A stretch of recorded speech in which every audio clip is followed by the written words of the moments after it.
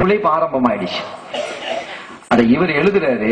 சில பள்ளிகள்ல என்ன செஞ்சிருக்கிறாங்க, ஒண்ணு இந்த டிஎன்டிஜே என்ன செய்யறாங்க, ஜாக்கு பள்ளிகள்லாம் எங்க இருக்கு இப்ப இதுல இருந்து நீங்க பாருங்க.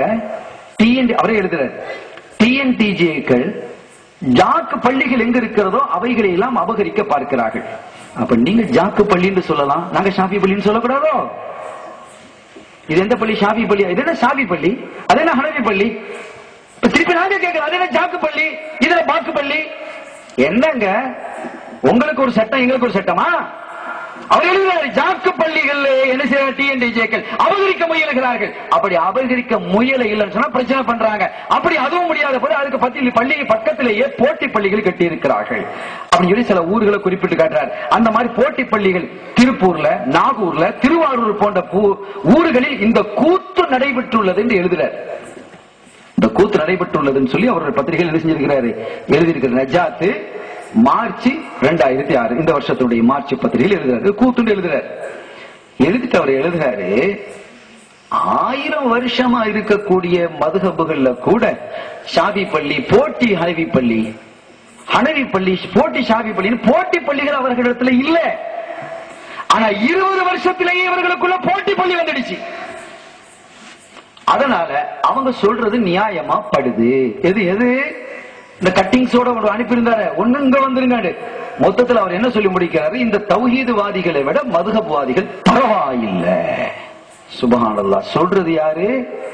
நஜாத் அவர்களினுடைய தௌஹீதுவாதிகளுடைய முதல் பத்திரிகை துவக்கத்துல தான் ஆரம்பிச்சாங்க அந்த பத்திரிகை. சங்கைக்குரியவர்களே, இவங்க யார்? இவர்களால் சமுதாயத்தை ஒன்றுபடுத்த முடியுமா? ஒன்றுபடுத்துகிறோம் என்ற போர்வையில் சமுதாயத்தை துண்டாடிவிட்டது உண்மையா இல்லையா? சரி, அவர்களாவது ஒன்றாக இருக்காங்களா? எத்தனை மதுஹபுகளாக அவங்க இருக்கிறாங்க? ஆளுக்கு ஒரு சரி மார்க்க மசாலாக்களாவது சரி இந்த பிரச்சனை தான் இருக்குதுன்னு சொன்னா மசாலாக்களிலேயும் வேறுபாடு இருக்கு.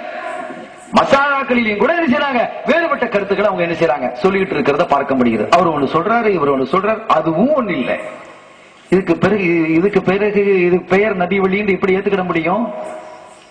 ஆகவே அதில் இருக்கக்கூடிய இளைஞர்களே, கொஞ்சம் நிதானமா சிந்திங்க. உங்க மூளையை கடன் கொடுக்காதீங்க. உங்க மூளையை உங்களோட வச்சுக்கங்க, வச்சுக்கிட்டு சிந்திங்க. கழட்டி அங்க வச்சிடாதீங்க.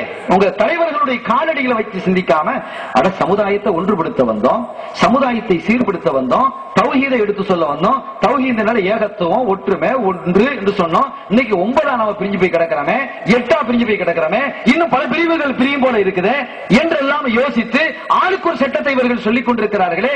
அதை விட பிரிவு கருத்து வேறுபாடுகள் இருக்கலாம். ஒரு மதகபல இன்னொரு சட்டம், இன்னொரு மதகபல இன்னொரு சட்டம் என்று இருப்பது நல்லதல்ல. அது பரவாயில்லையே, அது பரவாயில்லை. ஒன்றுமே கருத்து வேறுபாடு இருக்கக்கூடாது என்று முரண்பட்டு போய் கிடக்கிறதை விட இருக்கிறது இருக்கலாம் என்று சொன்னவங்களோட இருந்துக்கலாமே என்று நீங்க யோசிங்க, நியாயமா சிந்திங்க. இதெல்லாம் பொய்யும் புரட்டும். அவங்க என்ன சொல்றாங்களோ, அந்த குர்ஆன் ஹதீஸுக்கு என்ன விளக்கங்கள் அர்த்தங்களை சொல்றாங்களோ அதையே நீங்க அப்படியே கபூல் பண்ணி கல்புகளை ரெக்கார்ட் பண்ணிக்கிட்டு அதையே திருப்பாதீங்க. உங்களை தான் அவர் சிந்திக்க சொல்லி இருக்கிறாரு, அப்படியே நீங்க சிந்திக்கல. அவங்க சொல்ற தலைவர்கள் சொல்றதையே நீங்க சேர்த்து சிந்திச்சிட்டு இருக்கிறீங்க. இந்த டிஎன்டிஜே ஜாக்கு கூத்து இது இல்ல, இது மாத்திரம் இல்ல, இன்னும் நிறைய இருக்கு, நிறைய விஷயங்கள் இருக்குது. சீடிகளும் இருக்கு. அவங்க 2 பேரும் பேசிக்கிட்ட சீடிகள்.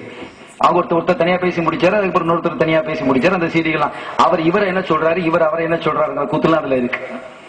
இவங்க அவங்கள டிஎன்டிஜே காரங்க ஜாக்காரங்களை ஷியாங்கிறாங்க.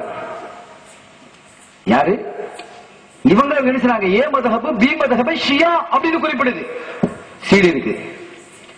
இவங்க அவங்களை என்ன சொல்றாங்க, இந்த தௌஹீத்வாதி பி மதஹப் ஏ மதஹப் சொல்றாங்க, அவருடைய தலைவர் நரகத்துக்கு அழைத்து செல்கிறார். எப்படி இருக்கு வேடிக்கை?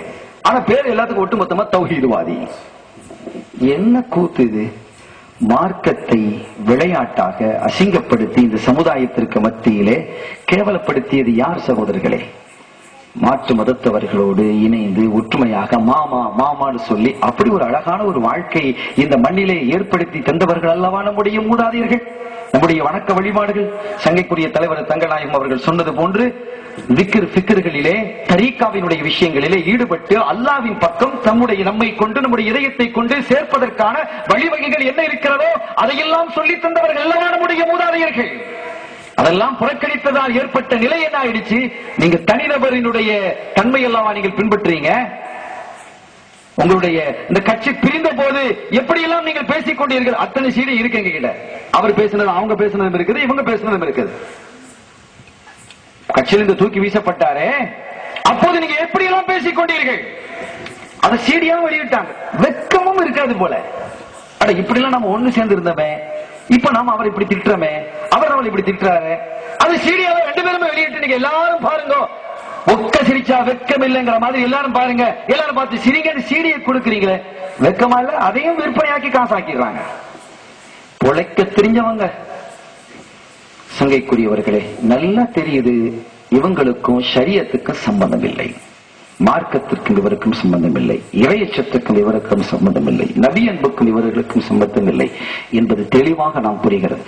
எனவே இவைகளை எல்லாம் உணர்ந்து சத்தியத்தின் வழியில் நின்று நேர்மையாக வாழ வேண்டும் என்றால் நம்முடைய மூதாதையர்களான ஆபாக்களாகிய பெருமக்களாகிய நாதாக்கள், இமாம்கள், முத்தகீன்கள், சாலிஹீன்கள் காட்டி தந்த வழி மாத்திரமே நமக்கு வெற்றியையும் ஜெயத்தையும் தரும் என்பதை நாம் உணர்ந்து அந்த அடிப்படையிலேயே நம்முடைய வாழ்க்கையை அமைத்துக் கொள்வோமாக. எல்லாம் வல்ல ரப்பல் ஆலமீன் அல்லாஹ் ஜல்ல ஷானஹு வ தஆலா நம்முடைய வாழ்க்கையை, நம்மை சார்ந்தவர்களுடைய வாழ்க்கையை புனிதமிக்கதாக, சங்கை மிக்கதாக, அவனுக்கும் அவனுடைய திருத்துதருக்கும் பொருத்தமானதாக ஆக்கி வைத்து ஈருலக சௌபாக்கியங்களின் தந்தருள் வாழிப்பானாக என்ற பிரார்த்தனையோடு வாய்ப்பளித்தமைக்கு நன்றி கூறி அமைகிறேன். எல்லாம் வல்ல அல்லாஹ்வின் அருளையும் ஸல்லல்லாஹு அலைஹி வஸல்லம் அவர்களுடைய ஷஃபாத்தையும் பெறுவோமாக. வ ஆகிர் தஅவானா அல்ஹம்துலில்லாஹி ரப்பில் ஆலமீன். வஸ்ஸலாமு அலைக்கும் வரஹ்மத்துல்லாஹி வபரகாத்துஹு.